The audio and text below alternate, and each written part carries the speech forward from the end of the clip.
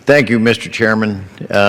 Speaker, tonight we want to talk about these three subjects as it relates to coal. You've already heard some remarks made a few minutes ago about the war on coal, but we want to talk about the impacts of coal, the regulations, and the Clean Power Plan. That's what we're going to be talking about tonight, are these three primary subjects. But I want to put things in perspective.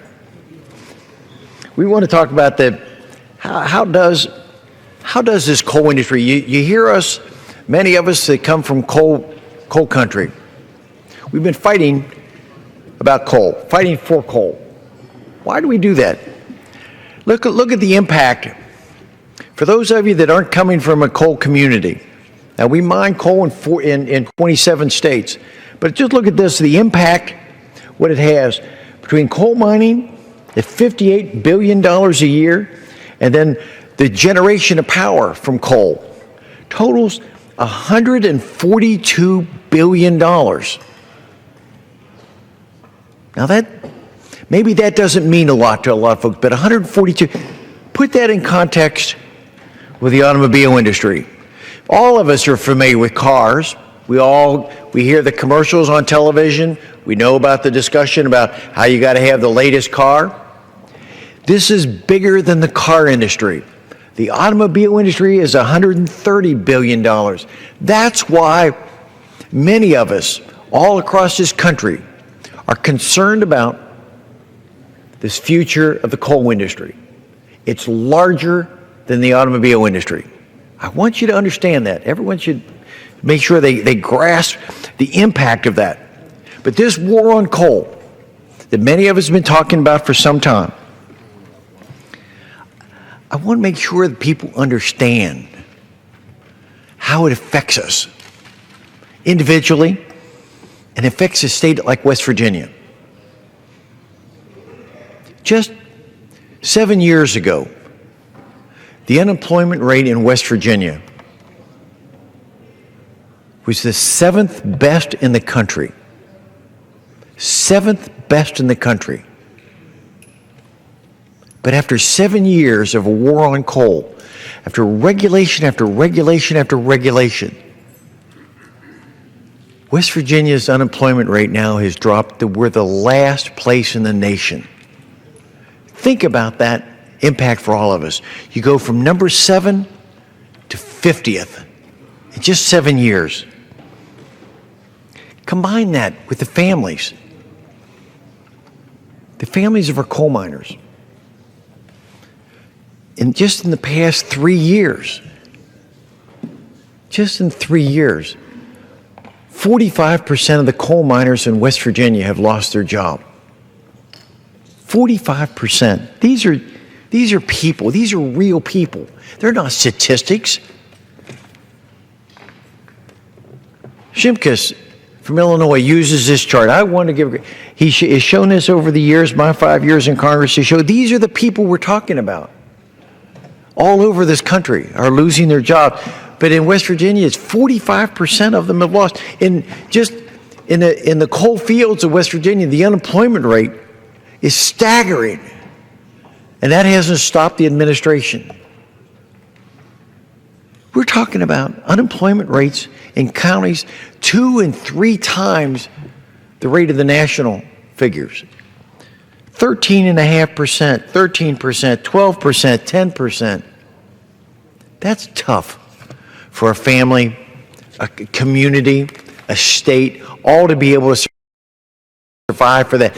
We keep talking about mines shutting down, and I want people to understand when you shut down coal mines, you really affect a community. These people all have families. When these men lose their job, it affects other people. You can shut down the administration and the EPA can shut down our coal mining industry. Yes, they can. And they're doing a pretty good job of it. If that was their intent, was to shut down and people lose their jobs. But think about it. When these men lose their jobs, it's not just the coal miners that are losing their jobs.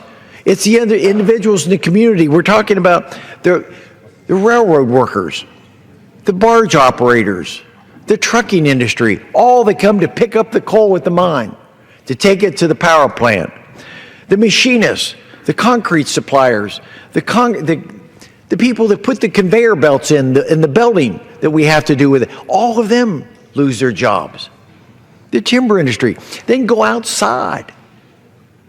Talk to the school board when the school boards are struggling to make ends meet because so many of their employers are gone and their tax base is eroded with it. But also go to the grocery store and find out that's the impact to grocery stores, pharmacies, restaurants, apartment buildings. We've got a map to show, again, the impact of this as we get into this. We've got several speakers here tonight to talk more about. This is a location of all the power plants across America. Over 500 coal-fired plants operating today around this country. But just in the last month, the Sierra Club, Bloomberg, Earth Justice, and all have been touting the fact they want by the year 2017 to take that 1/3 of those red dots off the map. To take off almost 1/3 of our capacity to generate electricity can be gone because of the rules and the way some of the environmental groups are pursuing this. 1/3 of it. Now, in terms of grid reliability with this, you have to deal with what they've talked about. If we continue to shut down coal-fired power plants and don't replace them, whether that's with wind, solar, or gas, our grid reliability is going to be in question. How many times are we going to lose our power? FERC has already said that if we don't do something by 2017, they're saying by the Midwest is going to start experiencing rolling blackouts. So let's be careful with this. So I want to stop now, and we've tried to frame some of the argument about this history of how we've got to this point, that you're seeing the frustration in Congress.